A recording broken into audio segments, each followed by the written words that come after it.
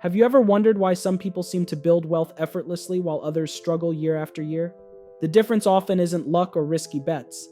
It's simply about avoiding a few common, costly mistakes. Today, I'll talk about the top 5 money mistakes to avoid in 2025 and how to fix them. This year, the economic landscape is especially tricky. High interest rates, stubborn inflation, and increased market volatility are reshaping how we should manage our money. That makes smart, deliberate choices more important than ever. Mistake number 1, ignoring inflation and supply chain risks when budgeting. Many people assume they can keep spending the same way they always have. But in 2025, that's a dangerous assumption. Prices for essentials have already surged and may rise even further. And with new tariffs looming on goods from China and other major shipping partners, there's now real uncertainty about future availability and pricing, especially for everyday items and durable goods.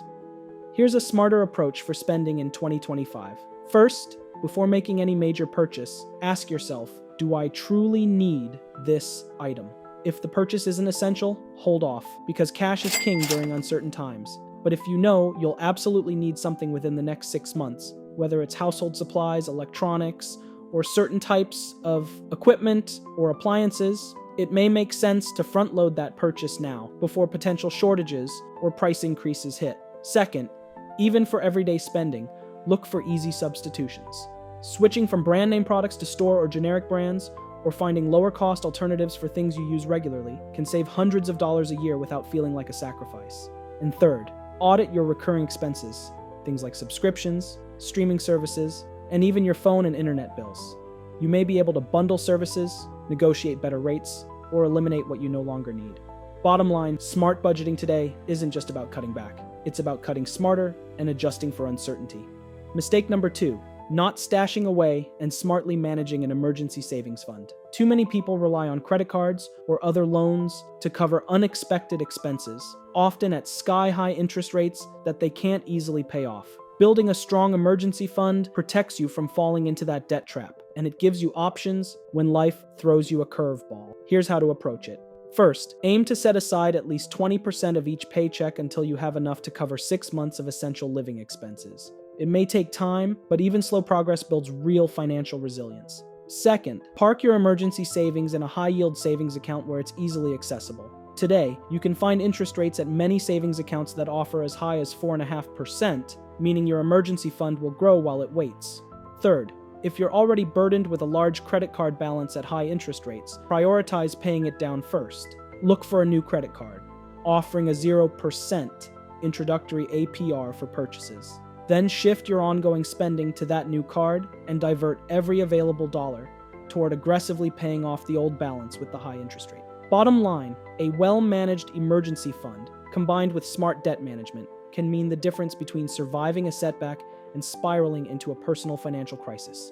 Mistake number 3, blindly chasing hot investments without a real strategy.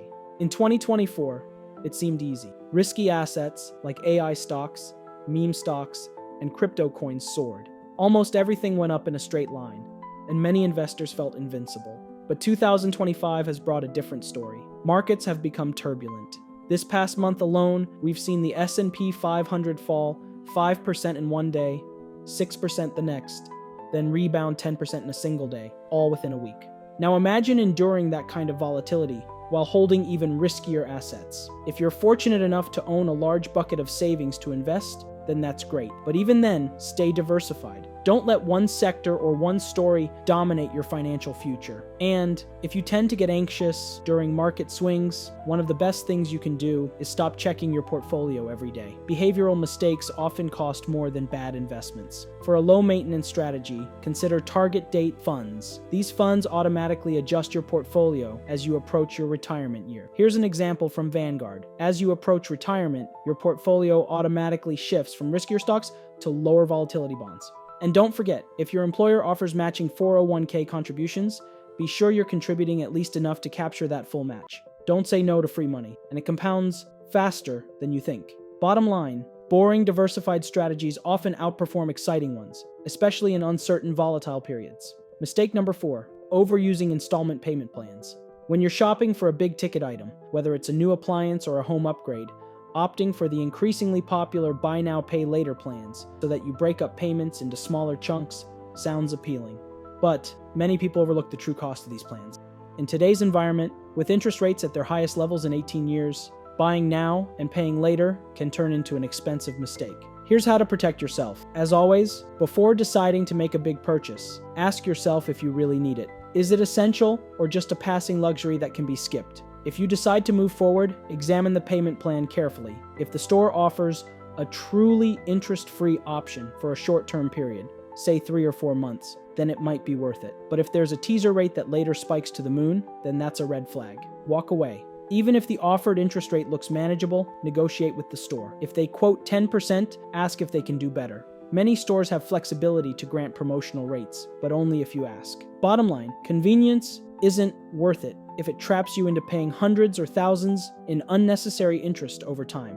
Mistake number 5, not reviewing your financial plans regularly. Managing your money isn't a set-it-and-forget-it task. It's a dynamic process that needs to evolve as your life changes. You should have something similar to an investment policy statement, a simple document that lays out your goals, your risk tolerance, and your financial constraints. Think of it like writing down your New Year's resolutions, but for your money and your financial future. And if you share assets with a spouse or partner, it's even more important to stay aligned through a shared plan. So, what triggers a review? A new job, a career pivot, or any significant change to your income? A major family event, like the birth of a child or an inheritance, that alters your budget or your risk appetite? Aging closer to retirement, which naturally shortens your investment horizon? Or large forthcoming expenses that could impact your liquidity needs? Even external factors like tax law changes or new regulations could require a plan adjustment.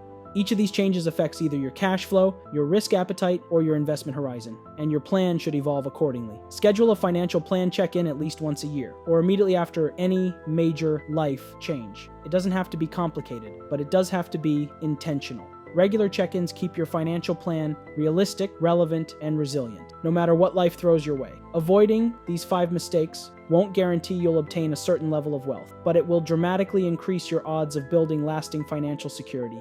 Most people lose money not through bad luck, but through bad habits. Stay deliberate and proactive.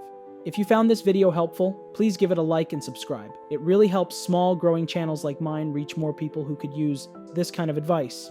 Get smarter about your money, one video at a time. Thanks for watching. If there's any topic I just covered that you want a deeper dive into, let me know in the comments.